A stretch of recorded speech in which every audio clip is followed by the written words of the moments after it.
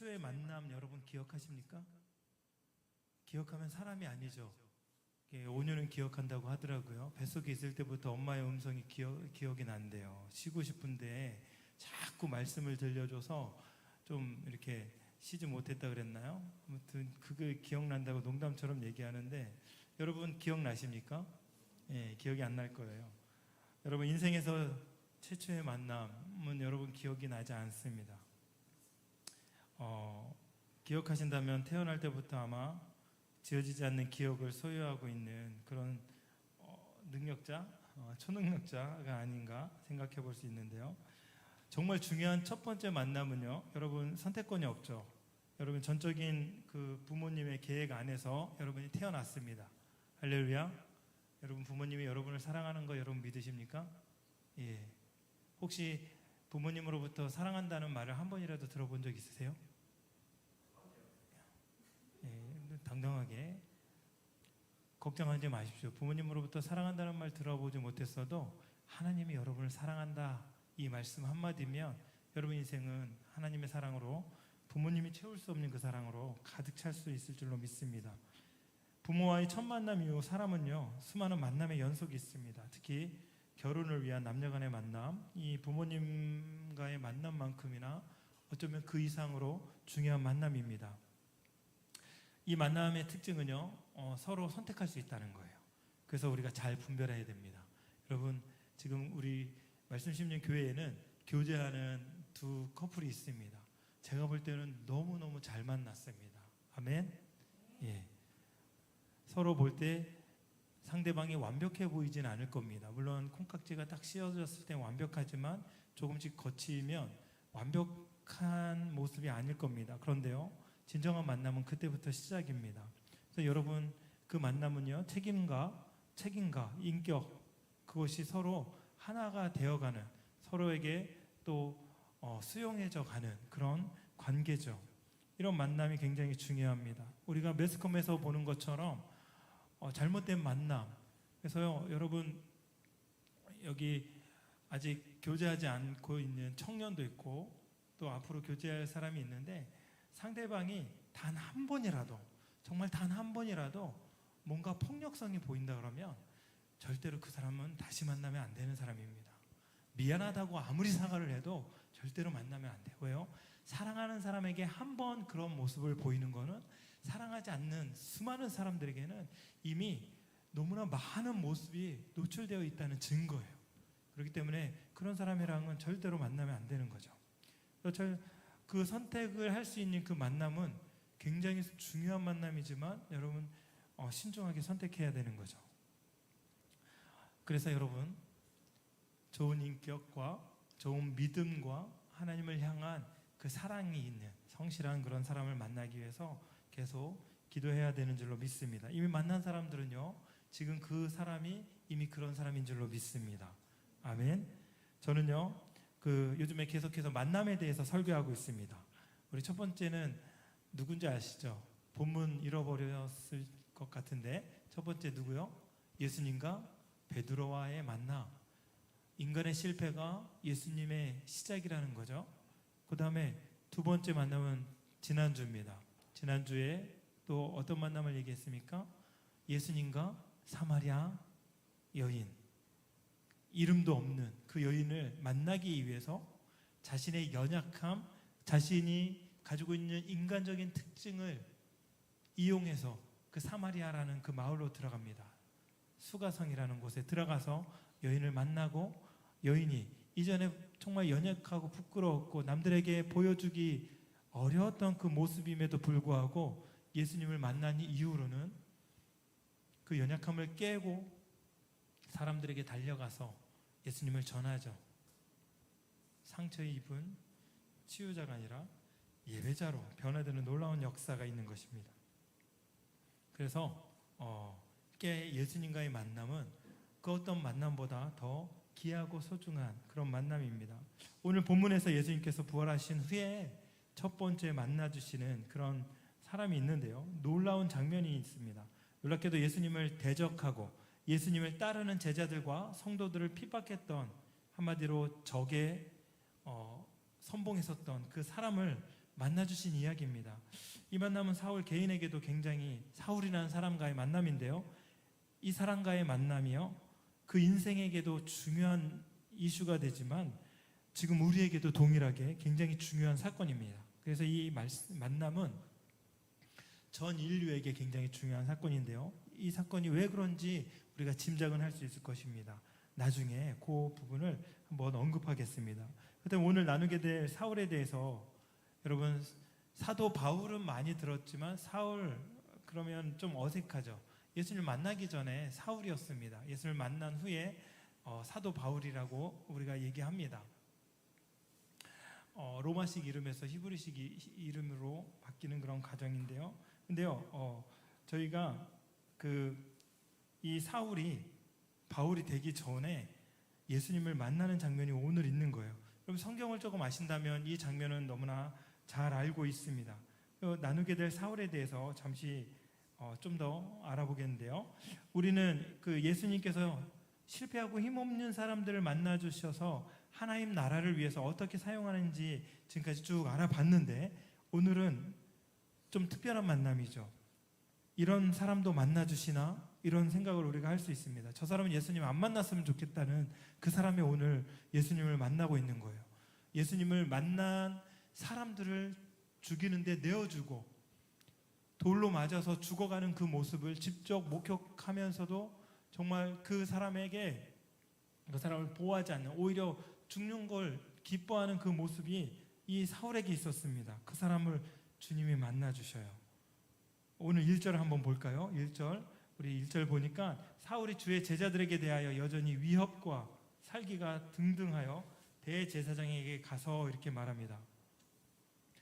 그리고 2절에 보니까 다메섹 여러 회당에 가져갈 공문을 청하니, 누구에게 청해요? 대제사장에게 청한 거예요. 그래서 이는 만일 그 도를 따르는 사람을 만나면 남녀를 막론하고 결박하여 예루살렘으로 잡아오려 함이라. 이 도는 예수 그리스도를 믿는 사람들, 예수님의 길을 가는 사람들, 예수 이름을 부르는 사람들, 그 사람들을 모두 잡아다가 예루살렘으로 데려오려고 하는 거예요. 예루살렘에서 200km 이상 떨어진 그 다메섹이라는 그 성으로 가는 것이죠. 가스루에 있는 다메섹, 아시리아에 있는 그 다메섹으로 갈 정도로 200km 넘으면 어디까지 될까요? 어디까지 될까요? 대전 될까요? 대전 더 넘죠? 대전 될 겁니다. 대전 정도 되겠네요. 거기까지 이 당시에 가는 거예요. 어마어마한 거리를 가서 그 사람을 잡아올 정도의 열정이 있는 것입니다. 하나님에 대한, 그런데 특이한 것은 하나님을 사랑하는 사람이었습니다. 율법을 온전히 지키는 사람이었습니다. 그런데 여러분 이거 아십니까? 하나님을 사랑하지만 하나님을 만나지 못한 사람이에요. 하나님을 만나는 길은 오직 누구예요?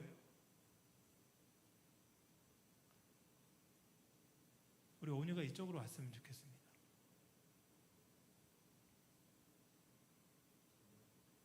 맨 앞으로.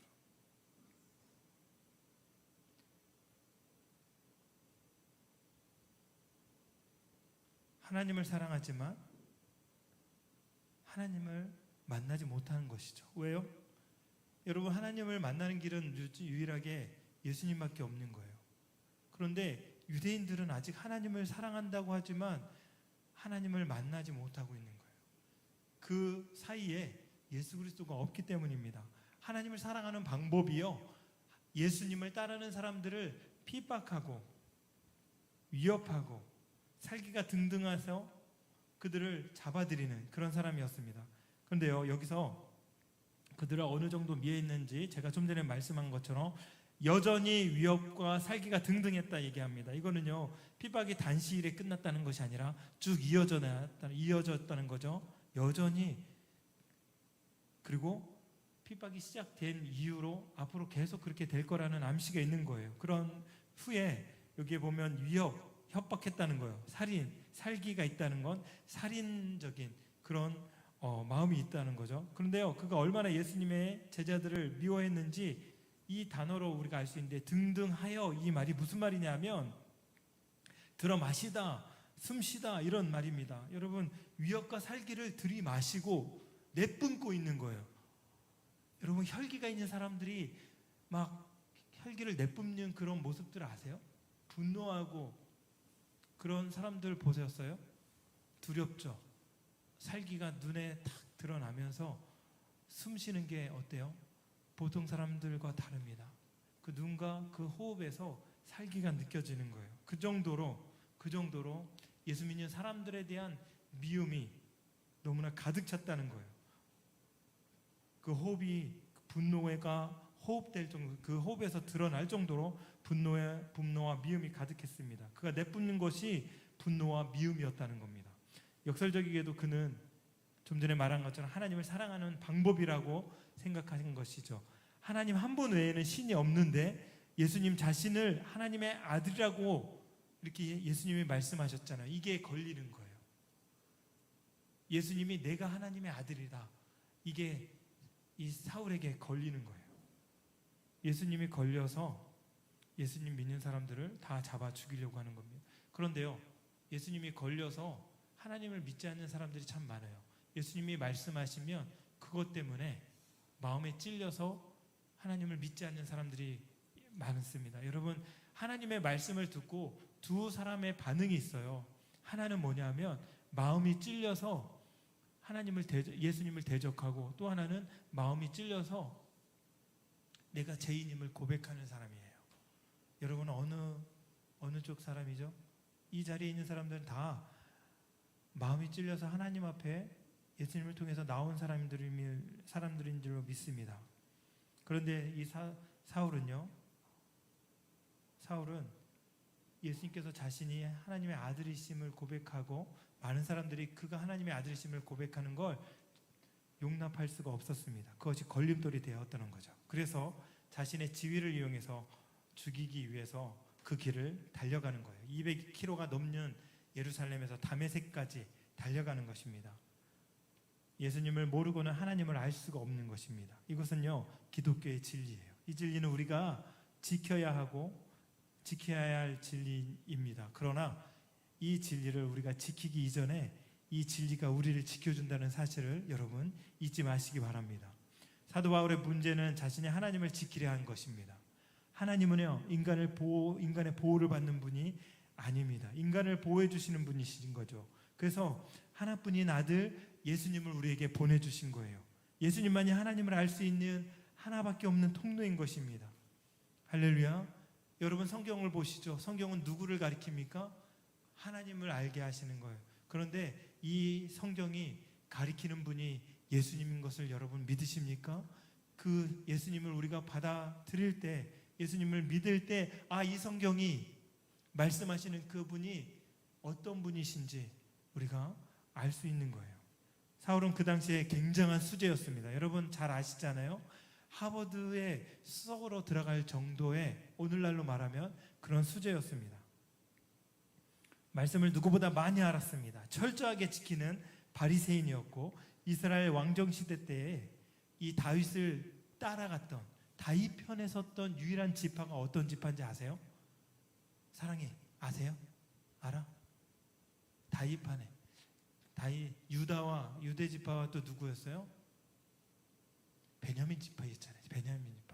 베냐민 지파의 후손이에요. 어마어마한, 그쵸? 그런 사람이었습니다. 율법의 행위로는 본인이 완전했다고 고백하는 그런 사람, 자신의 완전한 행위가 하나님을 기쁘게 할 수 있다고 생각했을 것이죠. 그러나 그것이 아니었습니다. 자신이 가진 행위로는 하나님을 온전히 헤아리지 못했던 거죠. 그는 하나님을 지킬 수 있다고 생각했지만 정작 하나님이 자신을 지켜주기 위해서 보내신 예수님을 몰랐어요. 하나님의 뜻을 따르는 삶은요, 내가 가진 열심이나 열심이 아니라 우리를 구원하기 위해서 예수님을 십자가에 내어주신 하나님의 열심을 받아들이는 것입니다. 할렐루야. 이것이 하나님의 열심인 거예요. 받아들인다는 것은요, 하나님의 아들 예수님을 믿는 것입니다.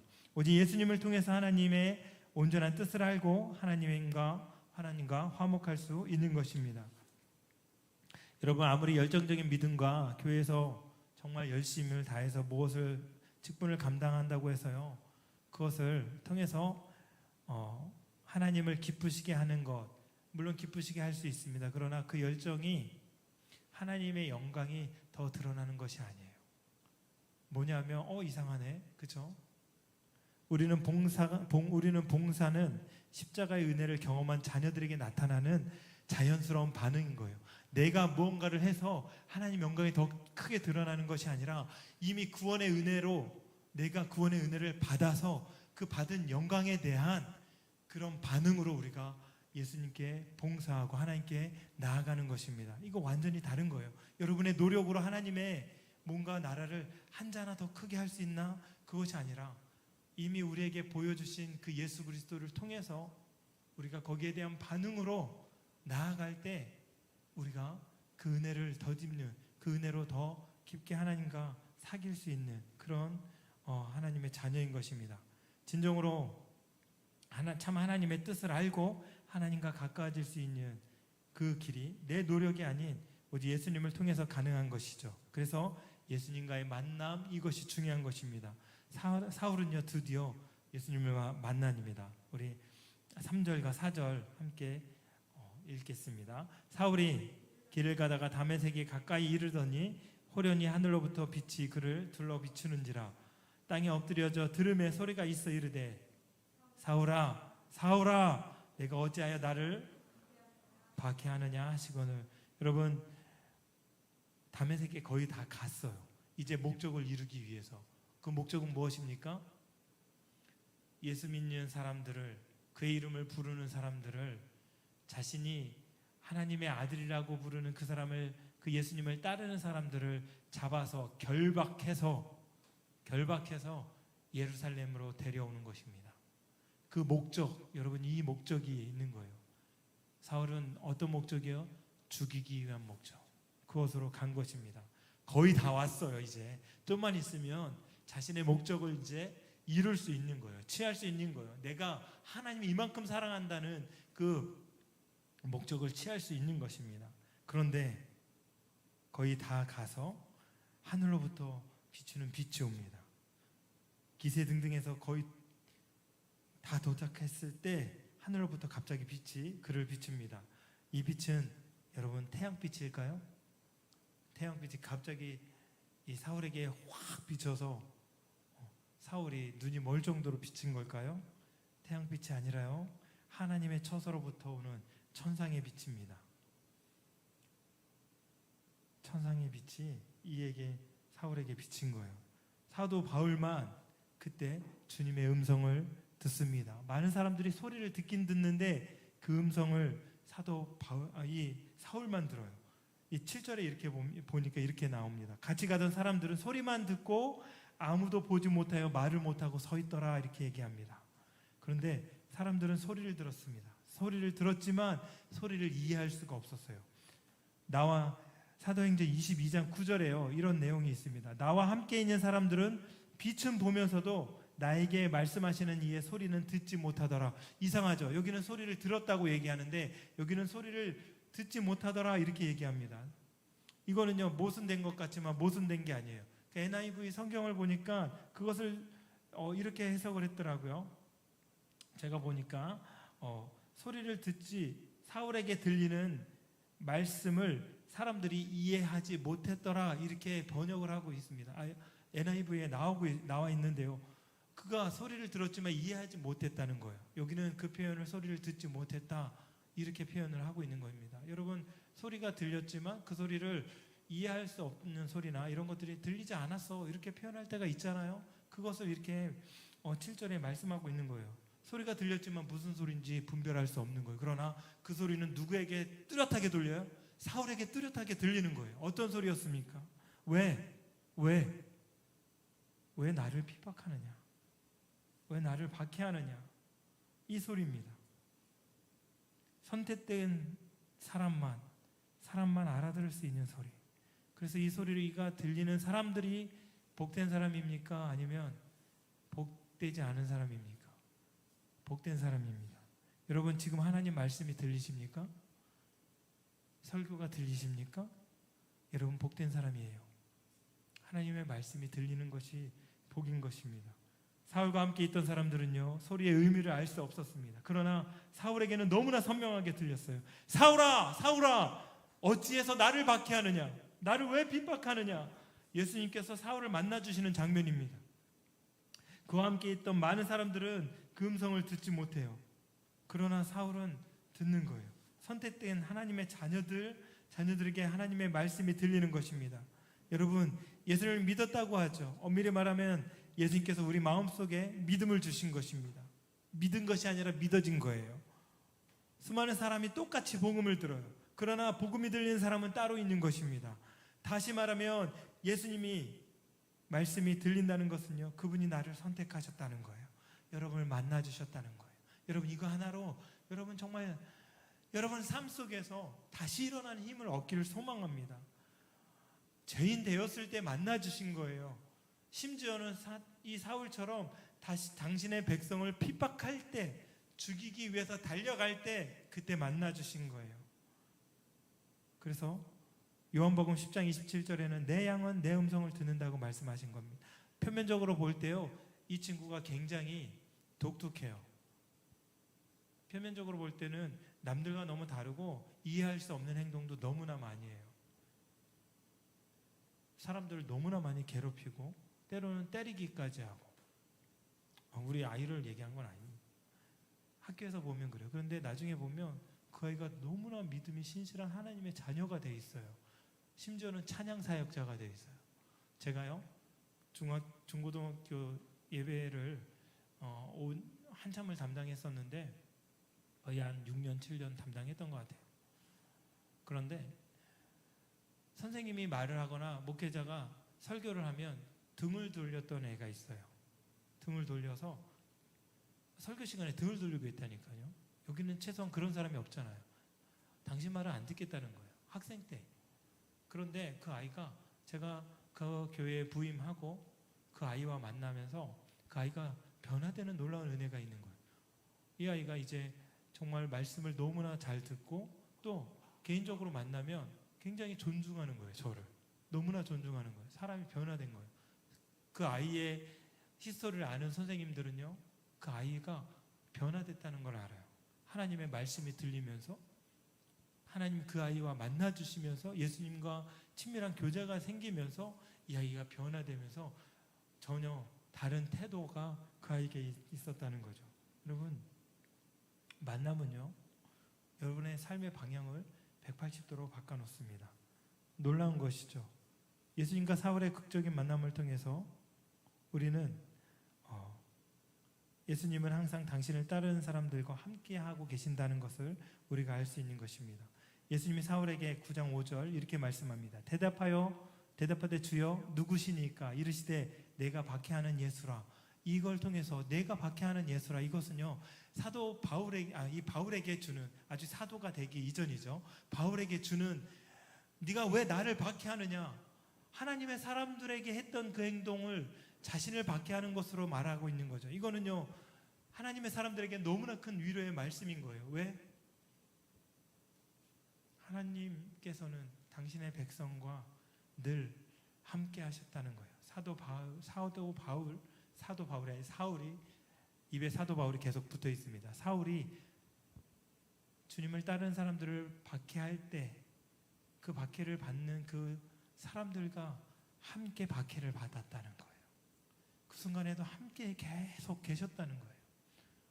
이 말씀은 마태복음 28장에 승천하기 전에, 승천하실 때 내가 너희를 떠나지 않게 하겠다, 내가 언제까지나 너와 함께 하겠다, 이 말씀을 지켜내셨다는 거예요.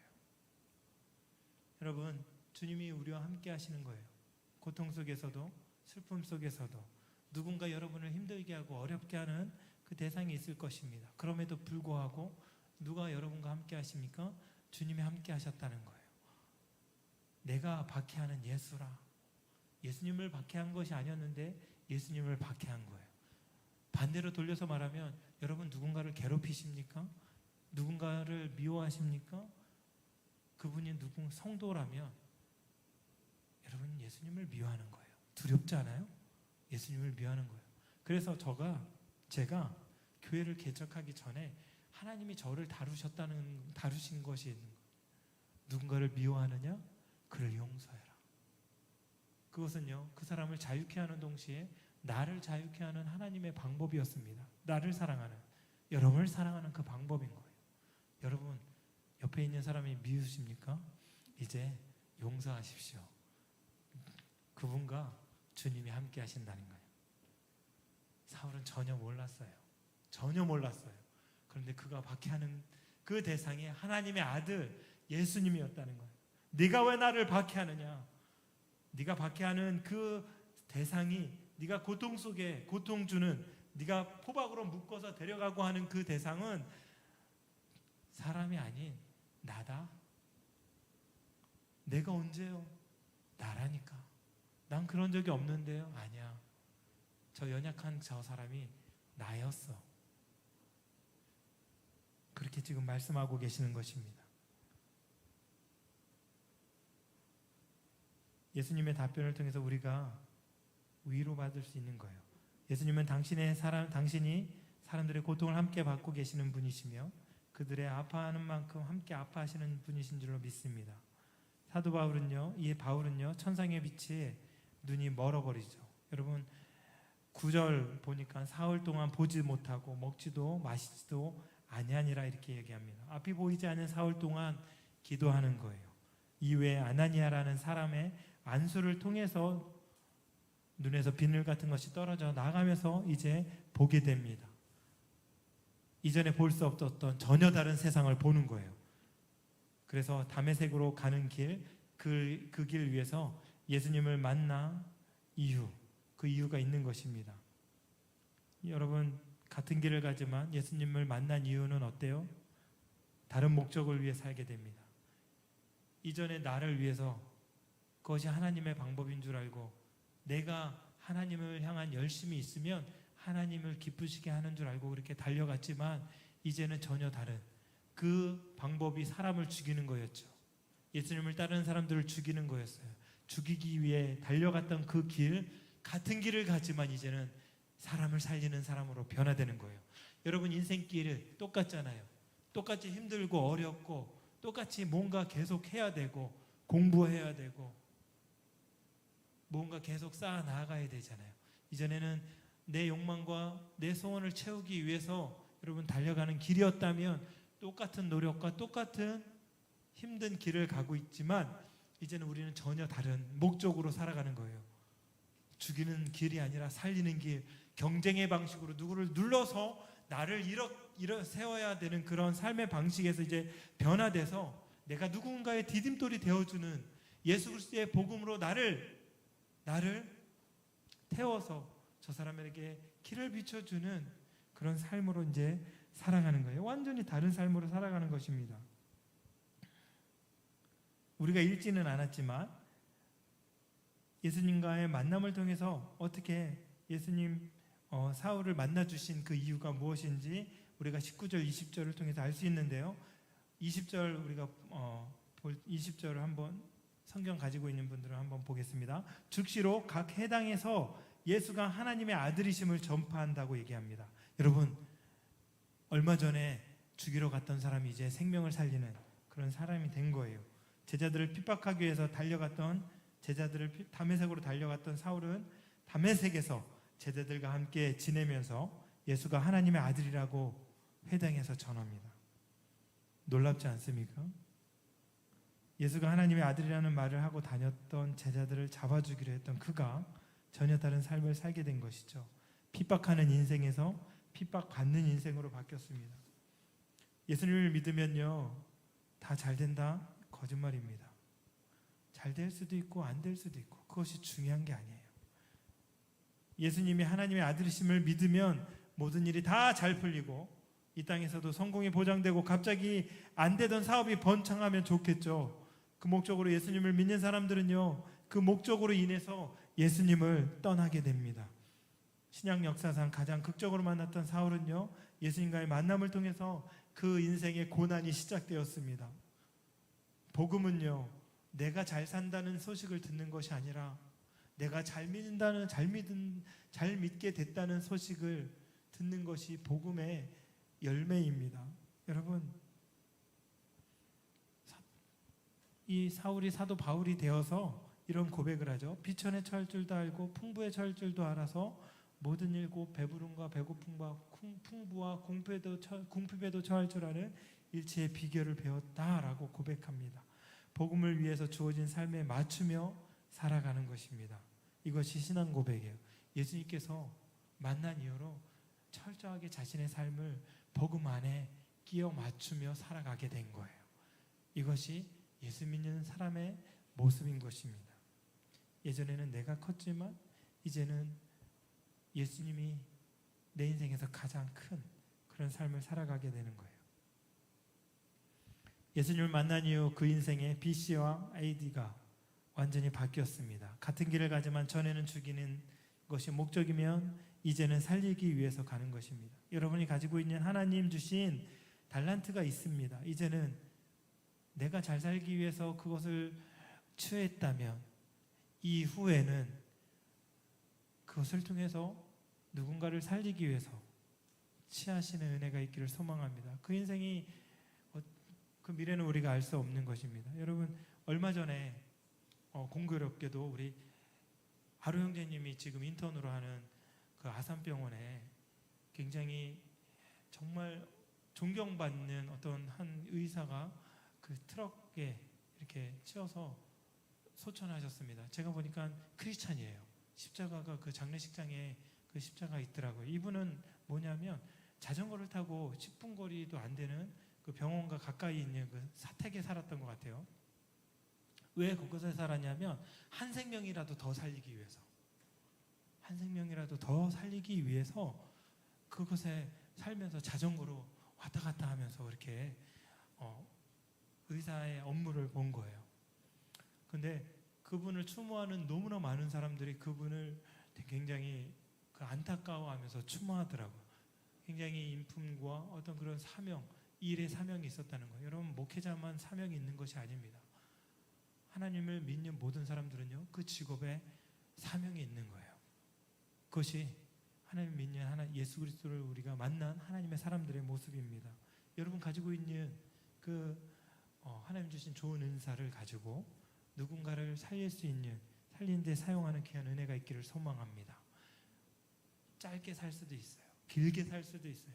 짧고 길게 사는 그것이 가치가 아니라 어떻게 살아갔느냐, 누구를 위해서 살았느냐, 이것이 더 큰 가치인 줄로 믿습니다. 이 사울이 그렇게 변화됐다는 거예요. 사울을 만나주신 주님의 은혜는 너무나 큰 거예요. 15절에 이렇게 우리가 읽지는 않았지만 이렇게 고백합니다. 주께서 이르시되 가라, 이 사람은 내 이름을 이방인과 임금들과 이스라엘 자손들에게 전하기 위하여 택한 나의 그릇이다. 와, 그릇이 굉장히 커요. 그렇죠? 굉장히 큽니다. 예수님께서는 사도 바울을 통해서 이제 사울을 통해서 사도 바울이 되게 하시고 그 사도 바울을 통해서 만나 주신 그 이유를 명확하게 말씀하십니다. 사울은요 가장 유대인다운 유대인이었는데도 그는 이방인에게 복음을 전하는 이방인의 사도로 세워주십니다. 또 임금들과 이스라엘 자손들에게 복음을 전하기 위해서 택한 그릇이라고 말씀하고 계십니다. 여러분 이 한 사람의 선택을 통해서 복음이 우리에게까지 흘러왔습니다. 이게 제가 초반에 설교를 시작할 때 여러분에게 말씀한 우리와 같이 우리를 위해서 이 사람을 만나주셨다는 이유입니다. 사도 바울과의 만남을 통해서요 그 시대의 사람뿐만 아니라 다가올 모든 세대의 사람들과 이방인들에게 복음을 전하는 사람으로 삼기 위해서 그를 만나주신 거예요. 그는 예수님과의 만남을 통해서 분노와 살기를 내뿜는 그 입술에서 이제는 복음을 전하는 입으로 바뀐 거예요. 그 입술을 통해서 2000년 전에 그 입술을 통해서 지금 2000년 후에 우리가 그 복음을 듣게 하신 거예요. 그러니 사울과의 만남, 이 만남은 누구와 만나고 싶어서 만나주신 거예요? 따라해 봅시다. 나를 만나고 싶어서 만난 것입니다. 이것이 예수님의 계획이에요. 반대로 여러분을 만난 이유는요, 지금 여러분을 만난 것으로 끝나는 것이 아니라 여러분의 가족, 예수님을 믿지 않는 가족, 그 미래의 여러분의 후손, 그 사람들을 만나고 싶어서 지금 여러분을 만난 것인 줄로 믿습니다. 이것이 여러분의 사명이 되길 소망합니다. 할렐루야. 그것이 여러분이 지금 품어야 될 만남의 목적인 것입니다. 설교를 마무리합니다. 여러분, 부모님과의 만남은 일생을 좌우하지만 예수님과의 만남은 일생뿐만 아니라 영생을 좌우합니다. 내가 어떤 존재인지 성경은 말하고 있습니다. 우리가 예수님을 핍박하는 존재요, 죄인이라고 말하고 있는 것입니다. 내가 사울이라고 얘기하는 거예요. 사랑받을 수 없는 죄인, 사랑받을 만한 구석이 있어서가 아니라 하나님께서 사랑하시기로 작정하셔서 우리가 사랑받은 그런 존재가 됐다는 것입니다. 그렇다면 사람은 언제 변할까요? 죄인이고 부족하고 연약한 존재인 것을 깨닫는 것, 그것만으로는 변하지 않습니다. 그런 존재인 내가 어떤 사랑을 받고 있는가를 알아야 되는 거예요. 그 사랑은 예수님을 만날 때 깨닫게 됩니다. 나 같은 죄인 살리신 그 은혜가 놀랍다 고백할 때, 그 십자가에서 자기 아들을 희생시킨 그 사랑을, 그 은혜를 깨달을 때 내가 변화되고 전혀 다른 목적으로 살아갈 수 있는 것입니다. 우리를 사랑하신 그 표현을 자기 아들을 십자가에 달리게 하심을 통해서 증명하셨고, 그 사랑은 인간을 향한 하나님의 사랑을 완벽하게 완성하신, 다 이루신 사랑이었음을 우리가 깨닫게 될 때 우리는 전혀 다른 목적, 나를 위한 그 길이 아닌 주님을 위한 그 길로 우리가 달려가고 있는 줄로 믿습니다. 새로운 발견, 새로운 땅을 발견하는 것, 그것이 아니라 새로운 마음으로 그 땅을 밟는 것입니다. 여러분, 바울이 달려간 그 길이 이제 전혀 다른 길이 된 거예요. 예수님을 통해서 우리가 새로운 마음을 품어서 새로운 길을 가는, 새로운 피조물로서의 삶을 살아가는 우리 귀한 말씀 심는 교회 성도님들 되시기를 간절히 축복합니다. 할렐루야.